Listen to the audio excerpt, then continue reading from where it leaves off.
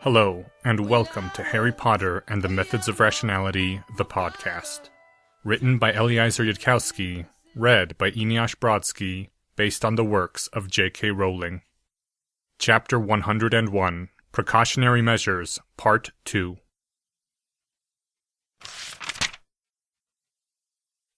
Harry stood, panting, in the midst of a brief wasted circle amid the forest. More destruction than a first year should have been able to reach by himself. The severing charm wouldn't bring down a tree, so he'd started partially transfiguring cross-sections through the wood.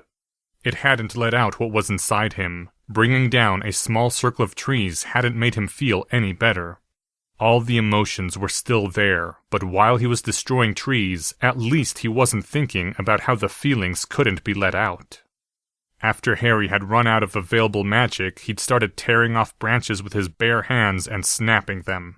His hands were bleeding, though nothing that Madame Pomfrey couldn't fix in the morning.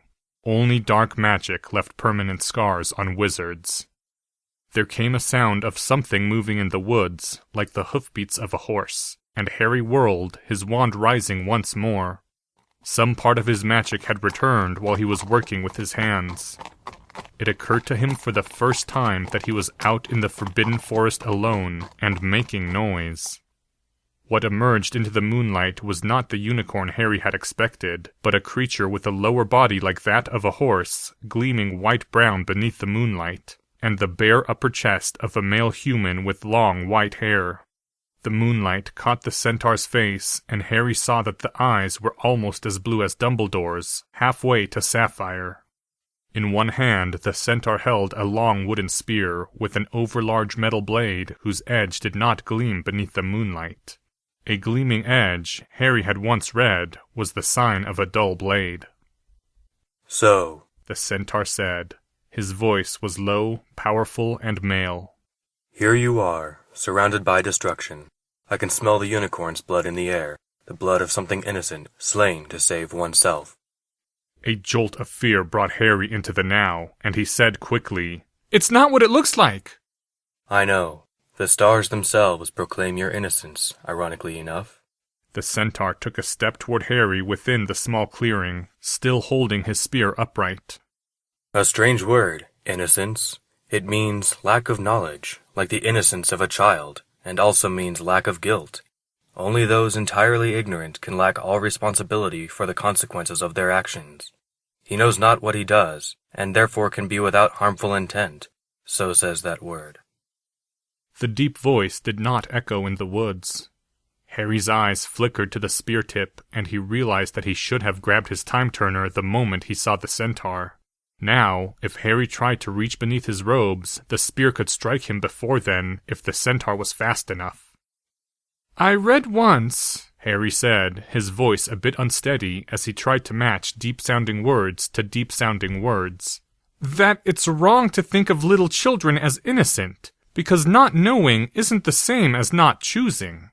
That children do little harms to each other with schoolyard fights because they don't have the power to do great harm. And some adults do great harm, but the adults who don't, aren't they more innocent than children, not less?" "The wisdom of wizards." "Muggle wisdom, actually." "Of the magicless, I know little. Mars has been dim of late, but it grows brighter." The centaur took another step forwards, bringing him almost within striking distance of Harry. Harry didn't dare look up to the sky. "That means Mars is coming closer to the Earth, as both planets go around the sun.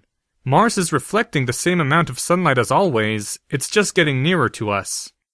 "What do you mean, the stars proclaim my innocence?" "The night sky speaks to centaurs. It is how we know what we know. Or do they not even tell wizards that much these days?" A look of contempt crossed the centaur's face. "I tried to look up centaurs when I was checking out divination. Most of the authors just ridiculed centaur divination without explaining why. Wizards don't understand argumentative norms. To them, ridiculing an idea or a person feels like casting that idea down just as much as bringing evidence against it. I thought the part about centaurs using astrology was just more ridicule." "Why?" His head cocked curiously. "Because the course of planets is predictable for thousands of years in advance.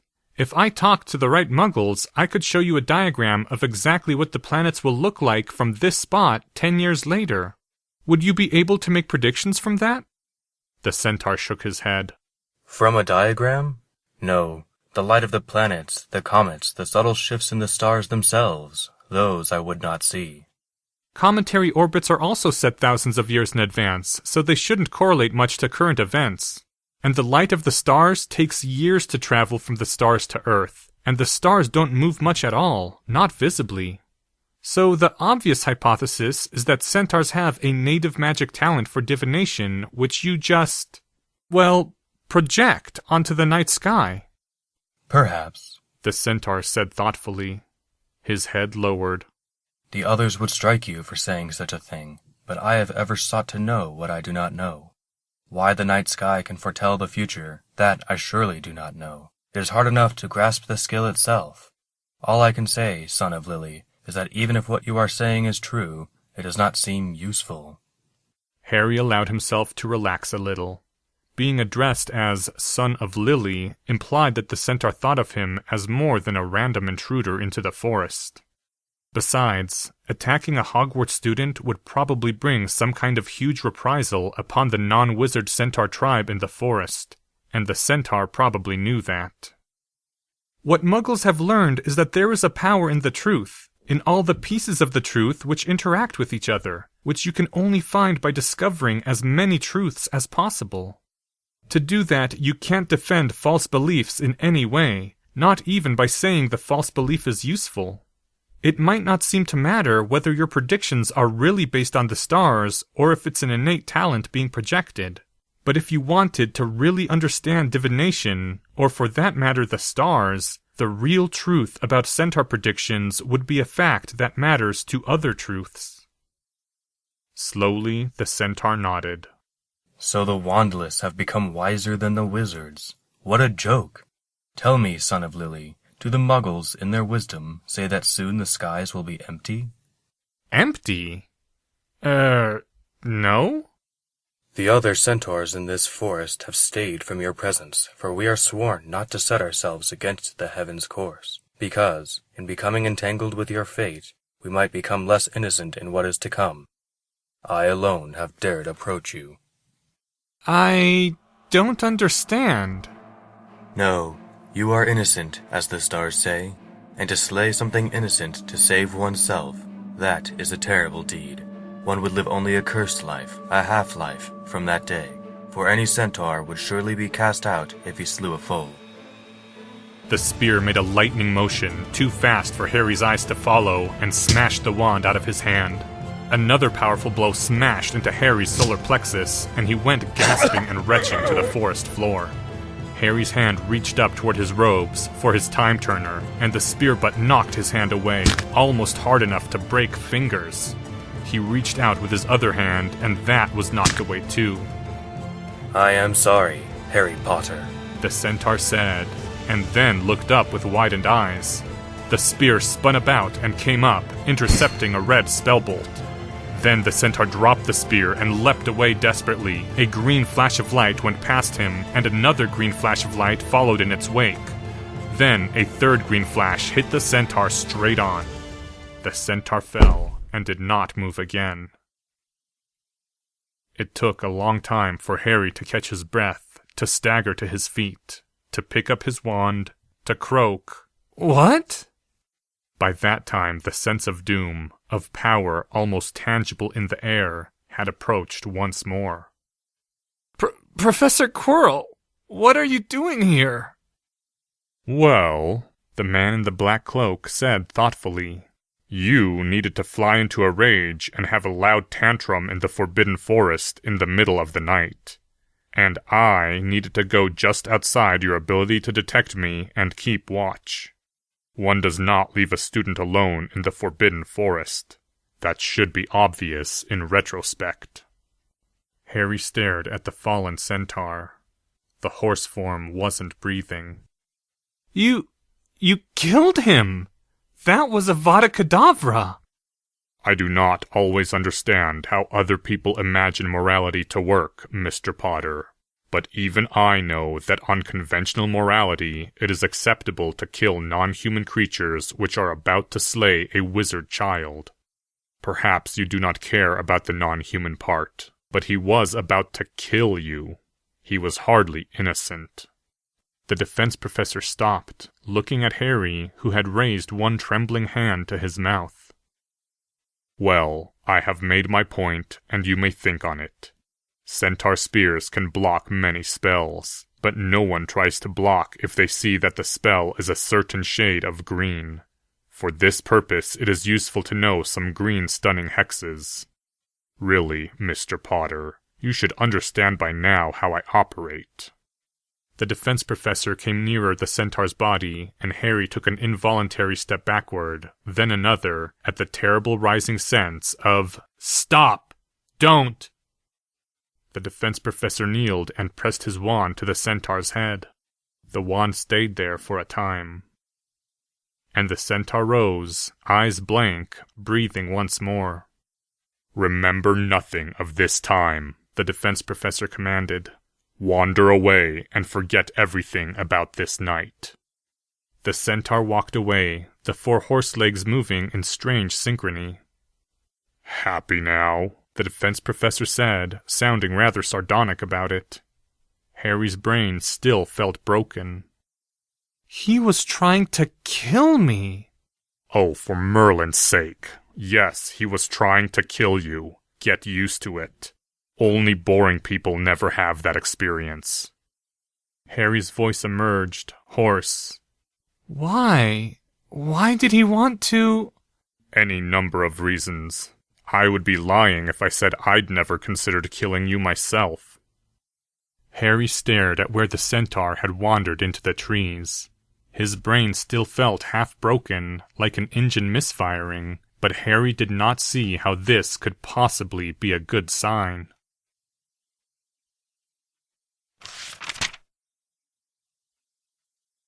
The news of Draco Malfoy nearly being eaten by a horror had been sufficient to summon back Dumbledore from wherever he'd gone, to wake Lord Malfoy and the Lady Greengrass's handsome husband, to bring forth Amelia Bones. The supposed presence of the horror had provoked skepticism even from Dumbledore, and the possibility of false memory charms had been raised. Harry had said, after some internal debate about the consequences of people believing a demon was on the loose, that he didn't actually remember making the same effort he'd put forth to frighten the Dementor. The dark thing had just left, which was what you would expect someone to create as a false memory if they hadn't actually known how Harry had done it. The names of Bellatrix Black, Severus Snape, and Quirinus Quirrell had been mentioned in connection with wizards strong enough to subdue everyone present and cast false memory charms, and Harry had known that Lucius was thinking of Dumbledore. There had been Aurors testifying, and discussion going in circles, and glares of accusation, and cutting remarks at 2 a.m. in the morning. There had been motions, and votes, and consequences. "Do you believe," Headmaster Dumbledore said quietly to Harry when all of it was done and the two of them alone, "that the Hogwarts you have wrought is an improvement?" Harry sat with his elbows on his knees, his face resting on his palms, in the conference room from which all the others had now departed. Professor McGonagall, who did not use a time-turner as routinely as the two of them, had departed swiftly for her bed. "Yes," Harry answered after too long a hesitation. "From my perspective, Headmaster, things in Hogwarts are finally normal. This is how things should be when 4 children get sent into the Forbidden Forest at night. There should be a huge fuss, constables showing up, and the responsible party getting sacked." "You believe it is good," Dumbledore said quietly, "that the man who you call responsible was, as you put it, sacked?" "Yes, in fact, I do." "August Filch has served this institution for decades." And when given Veritaserum, Argus Filch revealed that he had sent an 11-year-old boy into the Forbidden Forest, hoping something awful would happen to him, because he thought the boy's father had been responsible for the death of his cat. The 3 other students in Draco's company don't seem to have fazed him. I would have argued for jail time, but your concept of jail in this country is Azkaban. I'll also note that Filch was remarkably unpleasant to the children in Hogwarts, and I expect the school's hedonic index to be improved by his departure. Not that it matters to you, I suppose. The headmaster's eyes were impenetrable behind the half-moon glasses. Argus Filch is a squib. His work at Hogwarts is all that he has. Had, rather. The purpose of a school is not to provide work for its employees. I know you probably spent more time around Filch than around any individual student, but that shouldn't make Filch's inner experiences loom larger in your thoughts. Students have inner lives too. You don't care at all, do you, Harry? About those you hurt? I care about the innocent. Like Mr. Hagrid, who you'll note I argued should not be considered malicious, just oblivious. I was fine with Mr. Hagrid working here so long as he didn't take anyone into the Forbidden Forest again. I had thought that with Rubius vindicated, he might teach care of magical creatures after Sylvanus departs the position. But much of that teaching is done in the Forbidden Forest. So that, too, shall not be in the wake of your passage. But you told us that Mr. Hagrid has a blind spot when it comes to magical creatures threatening wizards. That Mr. Hagrid has a cognitive deficit and couldn't really imagine Draco and Tracy getting hurt, which was why Mr. Hagrid didn't see anything wrong with leaving them alone in the Forbidden Forest at night. Was that not true? It is true. Then wouldn't Mr. Hagrid be the worst possible teacher for magical creatures? The old wizard gazed down at Harry through the half-moon glasses. His voice was thick when he spoke. Mr. Malfoy himself saw nothing awry. It was not so implausible a trick which Argus played, Harry Potter. And Rubius might have grown into his position. It would have been all Rubius wished, his one greatest desire. Your mistake, Harry said, looking down at his knees, feeling at least 10% as exhausted as he'd ever been, is a cognitive bias we would call, in the trade, scope insensitivity. Failure to multiply. You're thinking about how happy Mr. Hagrid would be when he heard the news. Consider the next 10 years and 1,000 students taking magical creatures, and 10% of them being scalded by Ashwinders. No one student would be hurt as much as Mr. Hagrid would be happy. But there'd be 100 students being hurt, and only one happy teacher. Perhaps. And your own error, Harry, is that you do not feel the pain of those you hurt, once you have done your multiplication. Maybe. Harry went on, staring at his knees. Or maybe it's worse than that. Headmaster, what does it mean if a centaur doesn't like me? What does it mean when a member of a race of magical creatures known for divination gives you a lecture on people who are ignorant of consequences, apologizes, and then tries to stab you with a spear? A centaur? When did you... the time turner. You are the reason why I could not travel back to before the event, on pain of paradox. Am I? I guess I am. Harry shook his head distantly. Sorry. With very few exceptions, centaurs do not like wizards at all. This was a bit more specific than that. What did the centaur say to you? Harry didn't reply. Ah. The headmaster hesitated. Centaurs have been wrong many times, and if there is anyone in the world who could confuse the stars themselves, it is you. Harry looked up and saw the blue eyes once more gentle behind the half-circle glasses. Do not fret too much about it.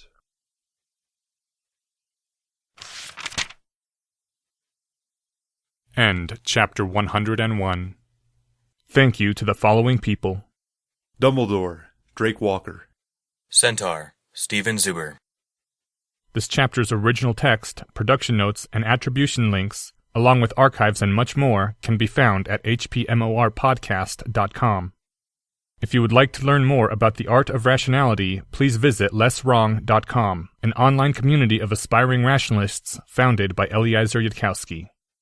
Some sound effects used are courtesy of the Free Sound Project. The music used is Welcome to the Black Parade by My Chemical Romance. Thank you for listening, and come back in 2 weeks for Harry Potter and the Philosopher's Zombie, a Methods of Rationality sub-fanfic.